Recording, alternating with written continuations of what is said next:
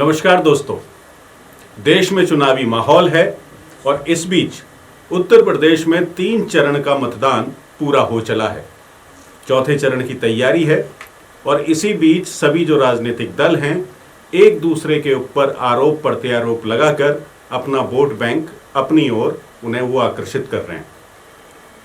इस बीच प्रधानमंत्री नरेंद्र मोदी का एक भाषण काफी चर्चा में आया जिसमें उन्होंने साइकिल पर बम होने की बात कही। इसके बाद साइकिल को लेकर के पूरे राजनीतिक गलियारों में चर्चा भी है, लेकिन हम राजनीतिक गलियारों में साइकिल पर हो रही चर्चा की बात नहीं करेंगे, बल्कि आज आपको अपने इस वीडियो में बताएंगे कि साइकिल सिर्फ धमाकों के लिए इस्तेमाल नहीं होती, बल्कि साइकिल आम लोगों से जुड़ी हुई वो चीज़ है जिस पर वो अपना सफ़र तय करता है, खेलने कूदने की प्रक्रियाएं उस पर वो पूरी करता है। और साथ ही साथ साइकिल आम आदमी के लिए एक यातायात का ऐसा साधन है जिसके बलबूते वो अपने जो डिस्टेंस है, जो दूरियां हैं, उन्हें वो तय करता है। चलिए आगे बढ़ते हैं और बात इसी खबर पे कर लेते हैं, क्योंकि राजनीति में साइकिल चर्चा में है। ये किसी पार्टी का चुनाव चिन्ह है तो कोई इसे बम धमाके करने का जरिया बता रहा है। बिना इंजन और धुएं वाली 2 पहिए की सवारी के लिए कहा कुछ भी जाए, लेकिन हमारी तरक्की में इसकी भूमिका को नकारा नहीं जा सकता। 1963 में केरल के थुम्बा से छोड़ा गया देश का पहला रॉकेट टुकड़ों टुकड़ों में साइकिल पर रखकर ही लॉन्च पैड तक ले जाया गया था। जी हाँ, जो पहला हमारा रॉकेट लॉन्च हुआ था उसे साइकिल पर ही रख करके लेकर के जाया गया था। चंद्रशेखर आज़ाद का नाम हम बड़े गर्व से लेते हैं और बहुत बड़े क्रांतिकारी थे। वो भी साइकिल से ही सवारी किया करते थे। और जब अंग्रेजों ने 1890 में पहली बार भारत में जब वो साइकिल लाए थे, तब इसे इजाद हुए 73 साल हो चुके थे। यानी भारत में साइकिल जब वो इन्वेंट हुई थी तो उसके 73 साल बाद के बाद पहुंची। तो आप अंदाज़ा लगा सकते हैं कि साइकिल का क्रेज सारी दुनिया में क्या रहा होगा, उसकी प्रोडक्शन लाइन किस तरीके की रही होगी, उसकी डिमांड कितनी रही होगी कि वो सारी दुनिया में उसे पहुंचने में इतना बड़ा समय लगा। German inventor Karl von Drais ने 1817 में दुनिया की पहली साइकिल बनाई थी। तो आइए साइकिल से जुड़ी नेगेटिव चर्चा के बीच भारत में इसके महत्व से जुड़ी और दूसरी महत्वपूर्ण बातें हम समझ लेते हैं। पहला जो हम ये मुद्दा उठाते हैं वो राजनीतिक गलियारों से ही उठाते हैं। राजनीतिक दलों में जो साइकिल की चर्चा है वो कितनी अहम रही है। पेट्रोल की कीमत और डीजल की कीमत का अगर विरोध करना हो तो रैलियां साइकिल से होती हैं। आपको याद होगा एक तस्वीर काफ़ी दिन पहले एक वायरल हुई थी, उस समय मनमोहन सरकार थी, ये 2014 से पहले की बात है, और विपक्ष में बीजेपी की सरकार थी। तो जो रविशंकर प्रसाद थे उन्होंने साइकिल से एक बड़ी रैली की थी और डीजल, पेट्रोल और महंगाई के खिलाफ धरना प्रदर्शन किया था। हालांकि इन्हें अभी भी साइकिल चलानी चाहिए और अपनी जो पुराना वीडियो है उसे एक बार फिर से शेयर करना चाहिए, लेकिन ये मामला अब थोड़ा इनके खिलाफ हो जाएगा, क्योंकि अब यही सत्ता में है और इन्हीं के कार्यकाल में पेट्रोल डीजल की कीमतें बढ़ रही हैं।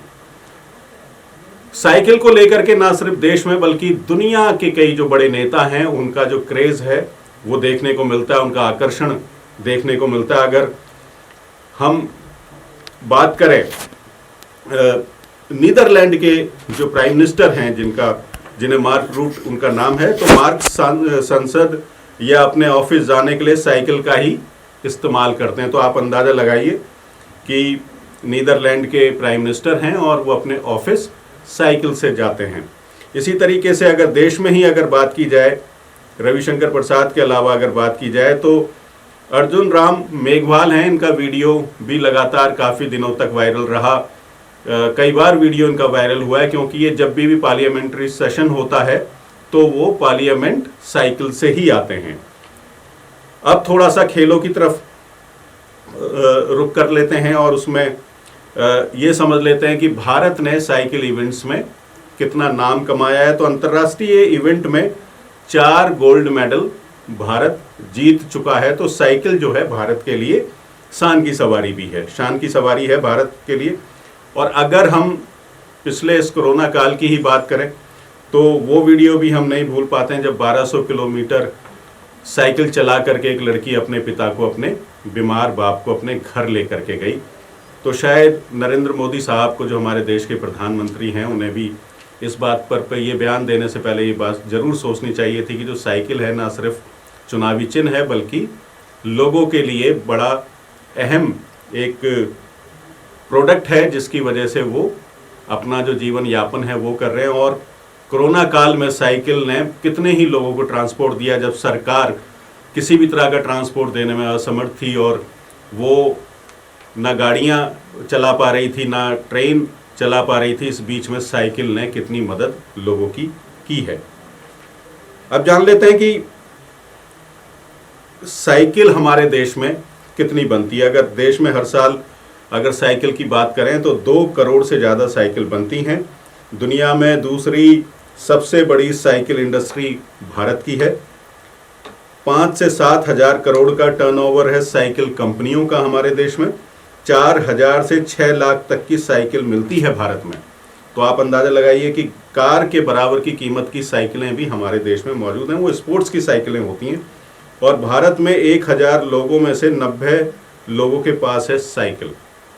चीन में 1000 लोगों में से 300 लोगों के पास साइकिल है। और नीदरलैंड में 1000 लोगों में से 1100 के पास साइकिल है। ये नीति आयोग का डेटा है, ये हमारा बनाया हुआ डेटा नहीं है, नीति आयोग का डेटा है। अब साइकिल चलाने से कितने लोगों को कितना फायदा होता है ये भी हम समझ लेते हैं। 2011 में देश के 45% घरों की सवारी साइकिल रही है। सेकेंडरी स्कूल में लड़कियों की संख्या 30% तक बढ़ी है साइकिल की वजह से। यानी एजुकेशन के स्तर में भी साइकिल अपना कितना बड़ा रोल निभाती है कि वो लड़कियों की एक सवारी है, जिसकी वजह से जो हमारे देश की जो बहन बेटियां हैं वो शिक्षित हो रही हैं साइकिल की वजह से। छोटे मोटे काम साइकिल से निपटाने तो देश को हर साल लगभग 1.8 लाख करोड़ का फायदा हो सकता है। हिमाचल समेत 11 राज्यों की जीडीपी इससे कम है। तो आप अंदाजा लगाइए कि साइकिल कितना महत्वपूर्ण रोल अदा करती है। इसके अलावा साइकिल के फायदे चलाने के बहुत सारे हैं। क्या क्या फायदे हैं ये भी समझ लेते हैं। साइकिल ऐसी एक्सरसाइज है जिससे शरीर के हर मसल्स का मूवमेंट हो जाता है। यानी आप अगर साइकिल चलाएं तो आपकी दूरी तो पूरी होती ही है। एक जगह से दूसरी जगह आप जाते हैं तो उसकी दूरी तो आप तय करते ही हैं, साथ ही साथ आपके शरीर की एक्सरसाइज भी हो जाती है। ब्लड सर्कुलेशन बेहतर होता है, कैलोरी बर्न होती है जिससे वजन कम होता है, यानी मोटापे को भी कम करती है साइकिल। फेफड़ों का व्यायाम होता है और उससे कार्य करने की क्षमता बढ़ती है। यानी अगर साइकिल चलाएं तो कोरोना पर भी अच्छा खासा कंट्रोल पाया जा सकता है। साइकिल चलाने से अर्थराइटिस, कैंसर, हृदय रोग का खतरा कम हो जाता है। डायबिटीज़ और तनाव पर नियंत्रण रखने के लिए भी साइकिल बहुत उपयोगी है। तो ये तो थे साइकिल के प्रयोग, उसका इस्तेमाल, आम लोगों से कितनी जुड़ी हुई है साइकिल, उन्हें कितना फ़ायदा पहुंचाती है, ना सिर्फ दूरी तय करती है बल्कि और भी दूसरे फ़ायदे साइकिल देती है। और साइकिल ने हमें 4 गोल्ड भी दिए अंतर्राष्ट्रीय स्तर पर, यानी खेलों में भी हमारी शान बढ़ाई है। अब जो प्रधानमंत्री जिस विस्फोट की बात कर रहे थे, हालांकि साइकिल का कई बार इस्तेमाल भी हुआ है, तो वो समझ लेते हैं कि जानिए कब आतंकवादियों ने साइकिल में बम ब्लास्ट किए। 8 सितंबर 2006 में मालेगांव ब्लास्ट देश में पहली बार साइकिल का इस्तेमाल हुआ था। इसमें 26 जुलाई 2008 को अहमदाबाद में 22 बम धमाके हुए, इनमें भी साइकिल का ही यूज़ हुआ था। 23 नवंबर 2007 को वाराणसी, लखनऊ और फैजाबाद कोर्ट के पास साइकिल से ही धमाके हुए। 21 फरवरी 2013 हैदराबाद के दिलसुख नगर मार्केट में भी 2 जगहों पर साइकिल से ब्लास्ट किए गए थे। 13 मई 2008 को जयपुर में 8 स्थानों पर साइकिल के जरिए बम धमाके किए गए थे। दुनिया में पहली बार 1939 में आयरिश रिपब्लिक आर्मी ने साइकिल के जरिए बम धमाका कराया था।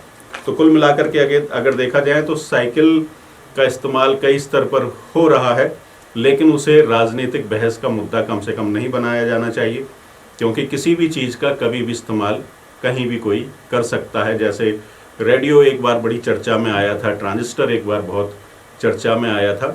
इस बार साइकिल का अगर जिक्र हो रहा है तो कम से कम जो देश के जो बड़े नेता हैं उन्हें इन बातों से बचना चाहिए। वो किसी पार्टी का चुनाव चिन्ह हो सकता है, और चुनाव चिन्ह तो एक अलग बात है, लेकिन इससे ज़्यादा वो आम लोगों से जुड़ा हुआ एक ऐसा प्रोडक्ट है जिस पर वो बहुत ज़्यादा निर्भर करता है। यानी यातायात के लिए हो, शिक्षा के लिए हो, खेलकूद के लिए हो, व्यायाम के लिए हो, और किसी दूसरे तरह का इस्तेमाल आम लोग साइकिल को लेकर के करते हैं।